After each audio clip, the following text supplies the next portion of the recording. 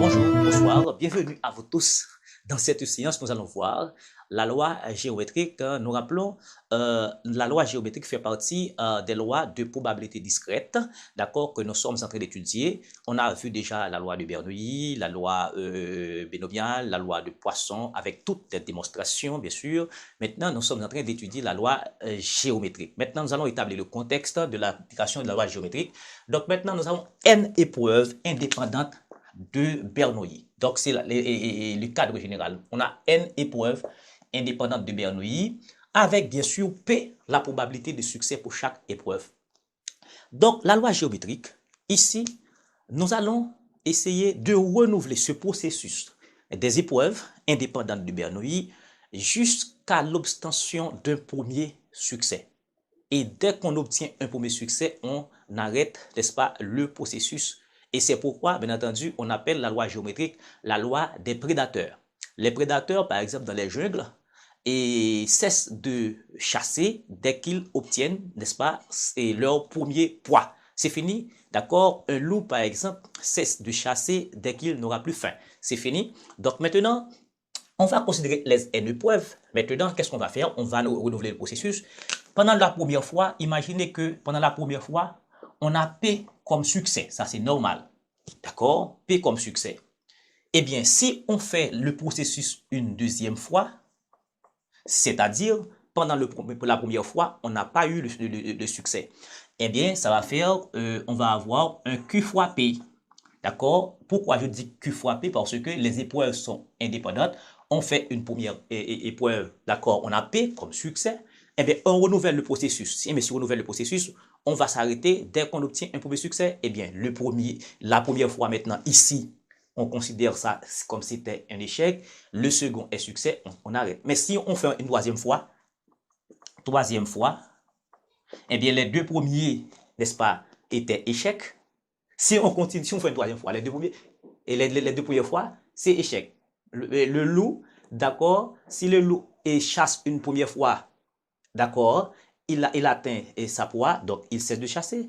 S'il essaie de chasser une deuxième fois, c'est sûr, pendant la première fois, il n'a pas eu sa proie. D'accord, s'il fait une troisième fois, donc c'est sûr, les deux premières fois, et il n'a pas eu sa proie. Donc ici, une troisième fois, ça veut dire, pendant les deux premières fois, on a échoué, donc on a un Q carré.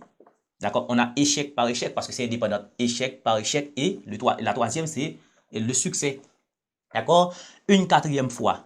D'accord, et ça veut dire les trois premières fois, on a échoué. Eh bien, on a échec. D'accord, échec par échec. Donc, ça fait Q3. Et puis, la quatrième fois, c'est le succès. Et bien maintenant, pour XI épreuve, d'accord, pour XI épreuve, eh bien, qu'est-ce qu'on va avoir comme probabilité? C'est que XI épreuve, si on a fait XI épreuve, donc les XI-1 épreuves, on a échoué. Donc maintenant, on va avoir, je dirais, Q fois XI-1 fois P. Regardez, pour quatrième fois, on a Q3. Pour troisième fois, on a Q2.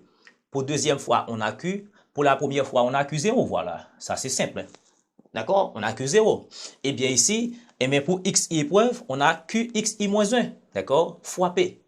Eh bien, c'est ça qui va nous permettre, à chaque loi de probabilité qu'on étudie, on pense toujours à une fonction de probabilité. Eh bien, voilà, ici, fonction de probabilité de la loi géométrique. D'accord? De la loi géométrique. Eh bien, on dit maintenant X, voyez, le paramètre de la loi géométrique. Pour la loi binomiale, on a eu deux paramètres, N et P. Pour la loi de Poisson, on avait un seul paramètre lambda, le nombre de réalisations. Maintenant, pour la loi de géométrique, on a un seul paramètre, n'est-ce pas, le nombre de succès, la probabilité P succès. Donc, X suit une loi géométrique de paramètre P si sa fonction de probabilité XI, qui est égale à la probabilité que X prend XI, comme par définition, ce serait, d'accord, c'est Q xi-1 fois P. D'accord? C'est ça exactement la fonction de probabilité de la loi géométrique. Et on va montrer par la suite que la somme de toutes les probabilités d'accord, fait 1. Donc, si on fait x égale à k, donc on va avoir P, ça veut dire P de x égale à k, ça fait justement QK moins 1 fois P. D'accord? Eh bien, on va montrer ça par la suite, est une fonction de probabilité quand on fait quand on fait k varie de, bien entendu, k, xi varie, n'est-ce pas, de 1 à infini. Mais k varie de 1 à infini. Donc, si on prend toutes les probabilités, on va montrer effectivement ça fait 1. On verra ça tout de suite. Maintenant, en termes d'application, avant de faire les démonstrations sur cette loi de géométrique, d'accord? Eh bien, regardez bien. Alors, pour vous montrer le contexte, et globalement, imaginez-vous qu'on lance 2D. On lance 2D, d'accord, ça c'est clair. On s'intéresse par exemple à la somme des numéros de leur face supérieure. Eh bien, on va avoir assurément, et x va prendre des valeurs de 1, 2, 3, et bon, etc. D'accord? On s'intéresse à la somme, d'accord, au résultat de leur face supérieure. Eh bien, qu'est-ce qu'on va remarquer? Si par exemple, on veut avoir une somme égale à 7, eh bien, la probabilité d'avoir 7, c'est 1 sixième. Ça, on peut le vérifier, faites le petit tableau, d'accord, etc. 1D à 6 faces, d'accord, on va avoir 36 résultats. Donc maintenant, on va avoir 7 sur 36, donc c'est ça qui fait 1 sur 36. On va voir 7 sur 36. Eh bien, regardez bien, ici, notre succès à nous, pendant la première fois, qu'est-ce qu'on a? Notre succès à nous, c'est 1 sixième. D'accord, on arrête. Maintenant, si on le fait une deuxième fois, ça veut dire pendant la première fois, on a échoué. D'accord? Eh bien, on a 1 sixième. Donc, l'échec est 5 sixièmes. Donc, on va avoir 5 sixièmes par 1 sixième. Si on fait une troisième fois, d'accord? Eh bien, on va avoir, ça veut dire les deux premières fois, on a échoué. Donc, c'est 5 sixièmes par 5 sixièmes. D'accord? Par 1 sixième, etc. D'accord? Pour x i fois, on va avoir 5 sixièmes à la puissance xi moins k et moins 1 fois 1 sixième. C'est ça qu'on a là. C'est ça qu'on a là. D'accord? Ici. Exactement. D'accord? Maintenant, on va revenir tout de suite pour faire la démonstration pour montrer que cette somme-là vaut 1. Exactement. Okay. On veut avoir 1. Eh bien, pour avoir 1, qu'est-ce qu'il faut faire? Il faut comprendre que somme sur P égale à X égale à K. K varie de 0, alors de K et K à 1 à infini. K égale à 1 à infini. Donc, ça va faire 1 moins P, par exemple, on varie, d'accord? Eh bien, ça va nous donner exactement 6K, on va avoir, bon, j'écris ça pour vous, et K égale à 1, ça fait 0 fois P, plus 1 moins P, d'accord, fois P, d'accord, en plus, d'accord, ici, et 2 moins 1, d'accord, ça va faire ici 1 moins P carré fois P, d'accord, plus des points de suspension, plus ici, je dirais 1 moins P et K, d'accord, et je dirais jusqu'à ce qu'on arrive au dernier terme ici. Donc maintenant, si K, et jusqu'à l'on arrive au dernier terme. Le dernier terme, c'est quoi? Eh bien, ici, on va admettre jusqu'à l'on obtient 1K, d'accord? Jusqu'à ce qu'on obtient 1K. 1K fois P, d'accord? Jusqu'à K fois P. OK? Et puis, maintenant, ici, ça fait quoi? Ça fait P. Donc, ça fait, ici, c'est Q. 1 moins P, c'est Q. Et ça fait QP plus Q et carré fois P. D'accord? OK? Etc. Plus jusqu'à ce qu'on obtient Q fois K fois P. Eh bien, qu'est-ce qu'on peut remarquer? Ici, c'est quoi? Ici, c'est quoi? Eh bien, on obtient une suite géométrique, d'accord? On obtient une suite géométrique. Ici, si on factorise par P, on va avoir P facteur de 1 plus Q carré, plus des points de suspension, plus un QK. d'accord, jusqu'à QK, ok, et bien ici, et ça c'est une suite géométrique, ça va faire ici, ça fait 1 moins Q à la puissance K sur 1 moins Q. Et quand K est envers infini, d'accord, quand K est envers infini, donc c'est une série infinie, donc on va avoir P sur 1 moins Q, et ça fait P sur P, 1 moins Q c'est P, donc ça va faire 1. Donc la somme des probabilités est égale à 1. D'accord? Ok, maintenant on va continuer, on va passer aux caractéristiques de la loi géométrique. D'abord, l'espérance. D'accord? L'espérance. Et l'espérance de la loi géométrique, alors l'espérance par définition, c'est quoi? C'est somme, d'accord, bien entendu, de f de xi ou bien somme sur, alors bien entendu, xi, p de xi, d'accord, c'est xi fois x égale à xi. Comme tout à l'heure, on a posé les xi épreuves pour avoir un P succès, d'accord, et c'est K, d'accord, eh bien, la fonction de probabilité f de xi pour la loi géométrique, c'est 1 moins P fois xi moins 1, d'accord, nombre d'épreuves moins 1 fois P, donc c'est 1 moins P fois K moins 1 fois P. Donc ici, l'espérance mathématique va être quoi?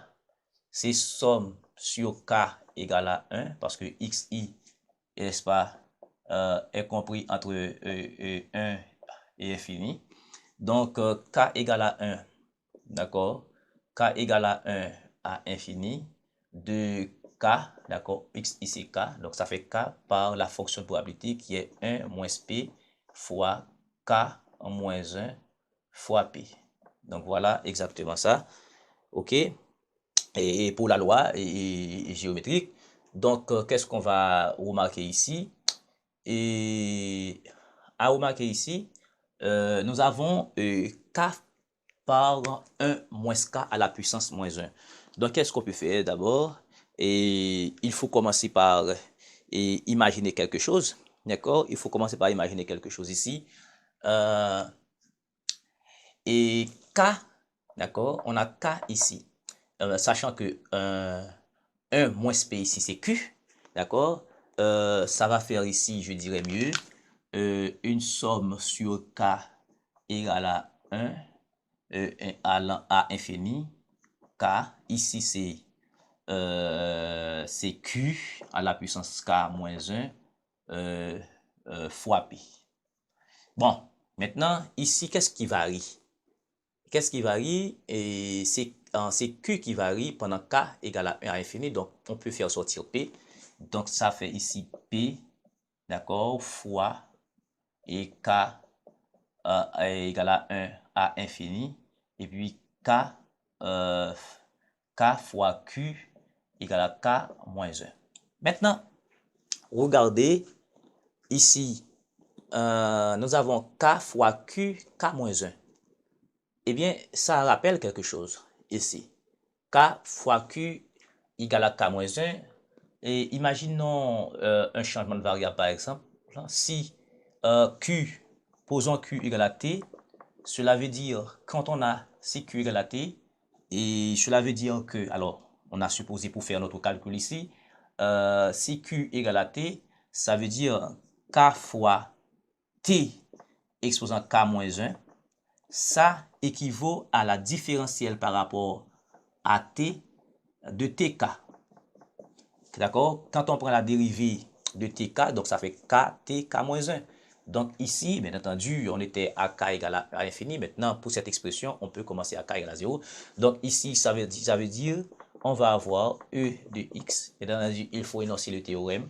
Si X suit une loi de géométrique du paramètre P, alors si, j'ai oublié ce théorème, d'accord, je fais la démonstration du théorème. Donc alors, l'espérance de X, d'accord, ça fait 1 sur P.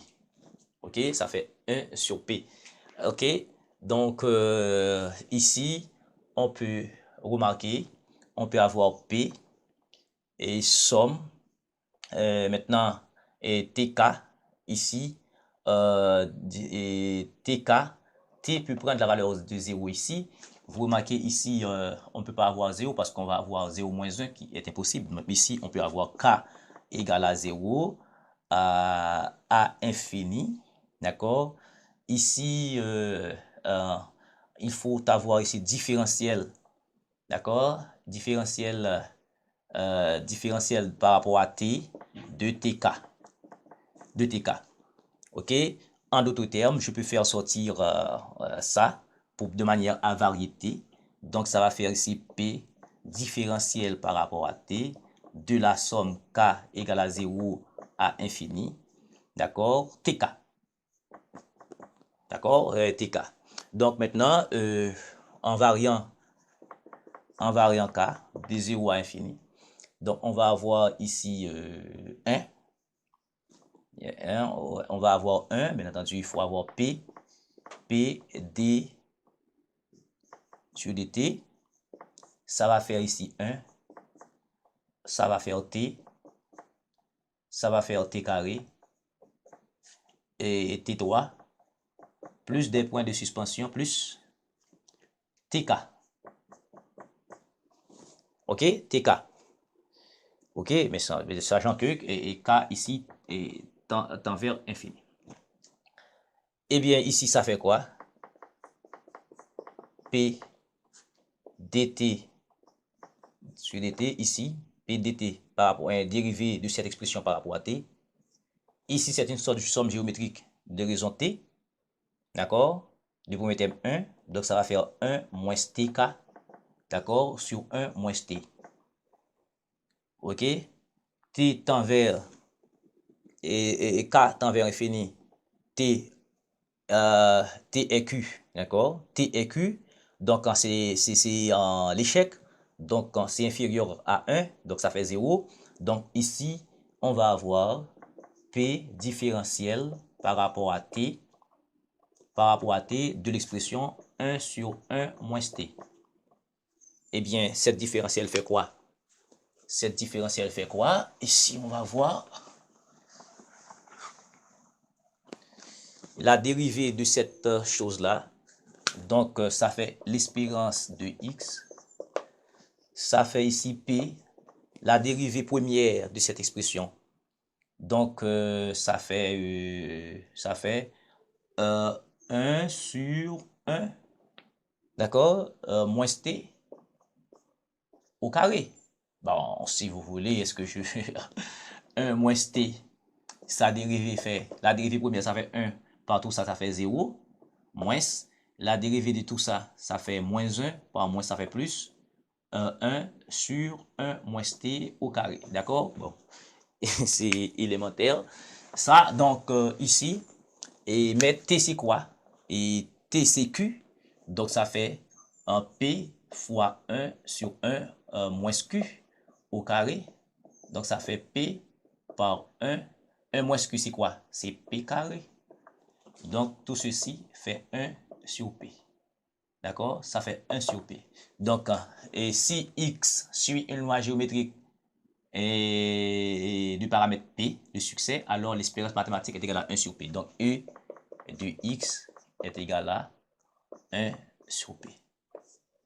OK? Ça, c'est pour l'espérance mathématique. OK?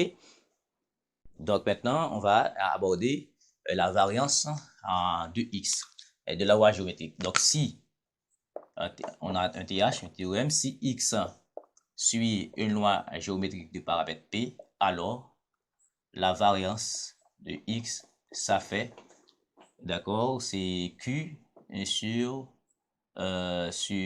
p carré. D'accord? En d'autres termes, c'est 1 moins p sur p carré. C'est exactement ça. Donc, par définition de la variance, d'accord? Alors, preuve, par définition de la variance de x, c'est quoi? C'est l'espérance du carré moins le carré de l'espérance. Bien entendu, avec ici, e de x égale à 1 sur p, qu'on vient de démontrer pour l'espérance. Maintenant, il convient de chercher E de x carré ici. E de x carré, ce serait la somme sur k égale à 1 à infini. OK, de k carré et p de x égale à k. Avec p de x égale à k égale à 1 moins p à la puissance k moins 1 fois p. D'accord? Fois p, ce qui représente la fonction de probabilité. Donc ici, E de x, alors bien entendu, ici, xi épreuve est égal à k. D'accord? Maintenant, E de x carré, ça fait somme sur k égale à 1 à infini, k carré fois 1 moins p fois k moins 1 fois p. Donc, il faut un jeu ici, sachant que ici, et 1 moins p c'est q. Donc, ça veut dire, c'est somme sur k égale à 1 à infini, k carré fois q à la puissance k moins 1 fois p. Donc, ici, il faut un jeu. Laisse-moi voir qu'est-ce qui varie. C'est k qui varie. Donc, p n'est pas concerné. Donc, ça va faire p, somme sur k égale à 1 à infini, k carré, d'accord, fois q, d'accord, k moins 1. Donc, arrivé ici, il faut encore un jeu, d'accord, pour la variance. Il faut encore un jeu. Il faut décomposer. Nous allons décomposer cette expression. Ça, k carré ici. On va poser k carré égale à k moins 1, d'accord, par k à plus 1, plus k. Regardez ici, k par k fait k carré, moins k plus k, d'accord, ça fait 0. Donc ici, on va décomposer ça. Donc ça va faire p, d'accord, somme sur k égale à 1 à infini. Ça, et ça fait ici, j'écris k facteur de k moins 1 plus k. Ce jeu, on l'a fait pour la loi de Poisson. OK. D'accord, ici, d'accord, tout ceci c'est k fois q fois k moins 1. Maintenant, on peut développer la somme. Ça va donner ici p fois somme sur k égale à 1 à infini. Ça va faire k fois k moins 1. Et ici, fois q fois k moins 1. D'accord, on prend le premier avec ça. Plus p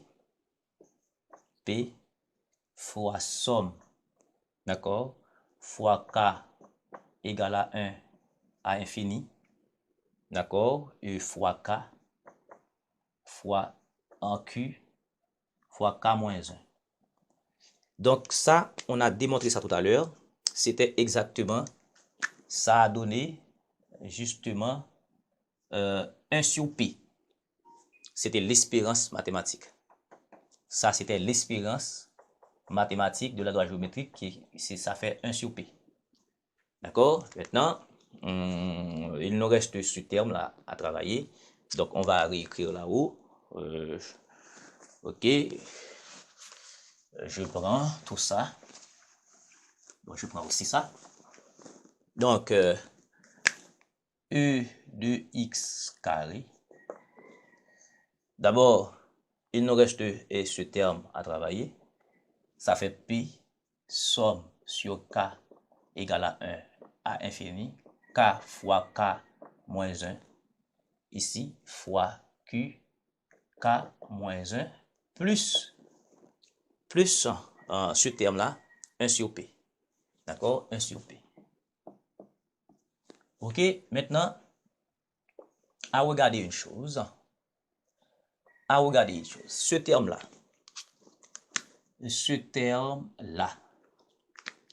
Ça aurait dû être la dérivée. Alors, si par exemple Q égale à T, on fait le même jeu de tout à l'heure. Si on a différentiel de T, de TK, Donc, ça va faire k par k moins 1. Si on fait la dérivée une deuxième fois, si on fait d carré, t carré de tk, ça va donner k fois k moins 1 fois t exposant k moins 2. D'accord? Oui. La dérivée première, ça fait k par t k moins 1. La dérivée seconde, ça va faire k pour k moins 1 fois t k moins 1 moins 1, ça fait t k moins 2. Ici, on a k moins 1.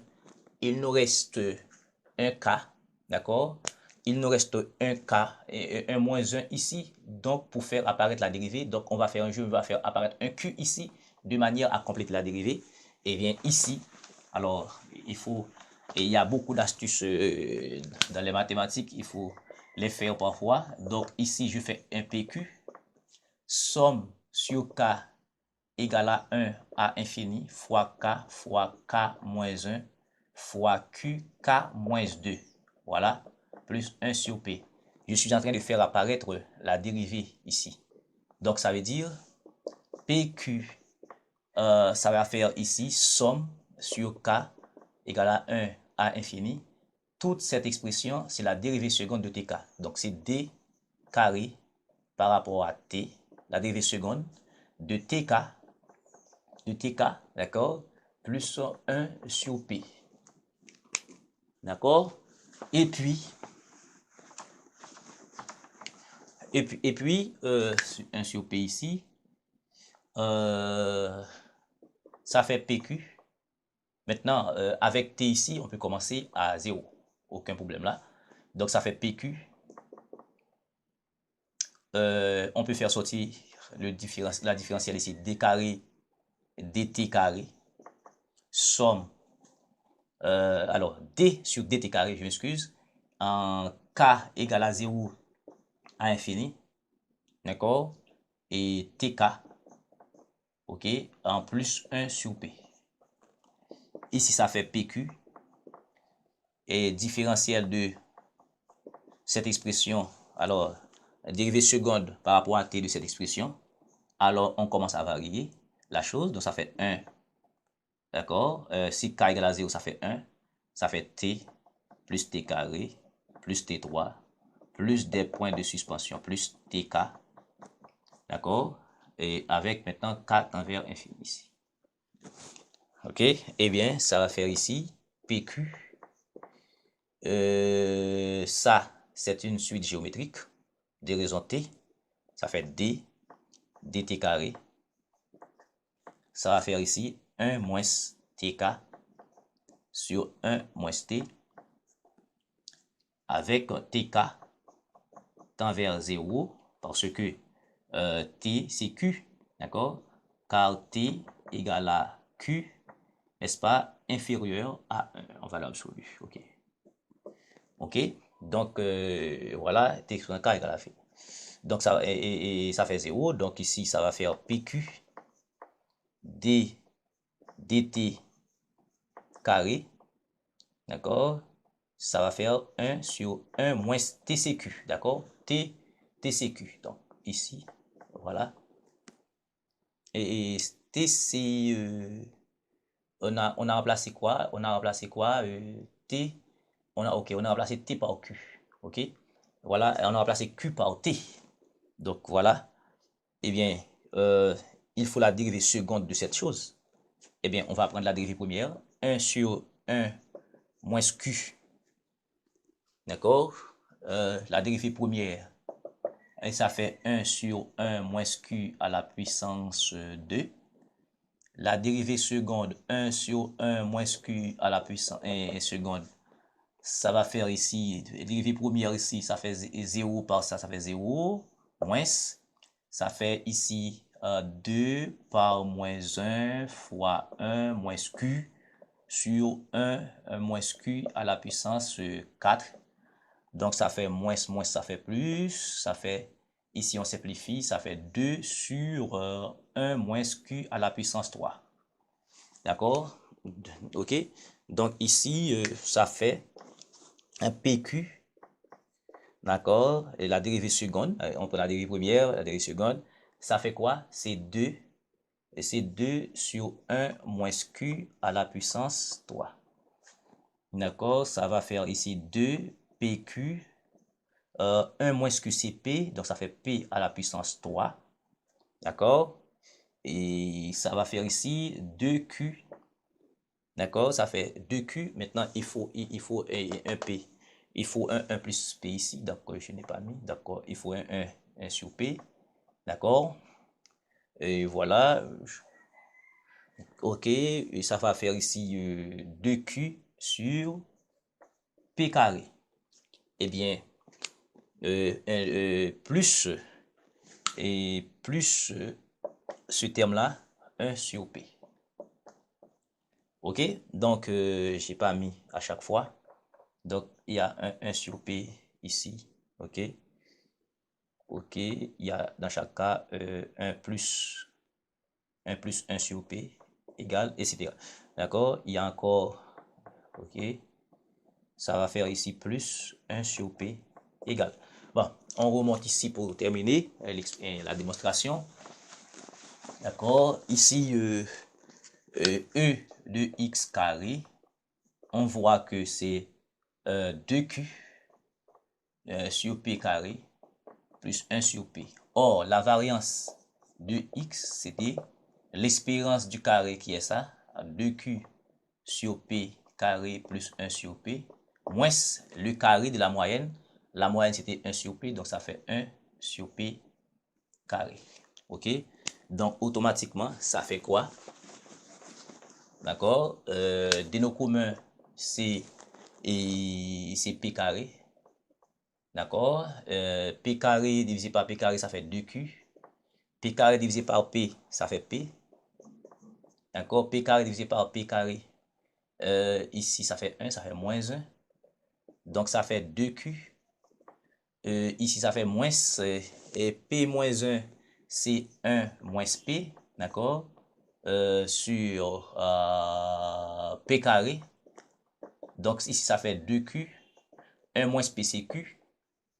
D'accord? Sur P carré. D'accord? Et bien, ça fait Q sur P carré, ce que l'on a voulu de démontrer. P carré. Et la variance de x pour la loi géométrique, c'est Q carré.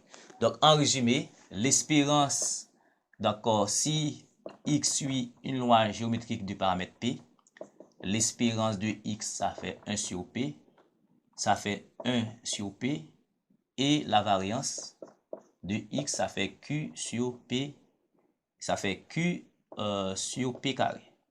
Voilà. OK. Voilà. Nous venons dans cette séance voir la loi géométrique, d'accord, qui est une loi de probabilité discrète. On a vu la fonction de probabilité, comment établir la fonction de probabilité. Parce que, d'accord, on a n épreuves de Bernoulli et on s'intéresse à P succès. Donc, si on renouvelle le processus, donc une deuxième fois, donc on n'a pas réussi le premier, donc on a un échec. Donc, si on a xi épreuves, donc on a xi moins 1 échec jusqu'à ce que l'on obtient le succès. Donc, on a montré que la fonction de probabilité est bel et bien une loi de probabilité. Après, on a fait l'espérance et l'écart type. Merci beaucoup de suivre cette séance.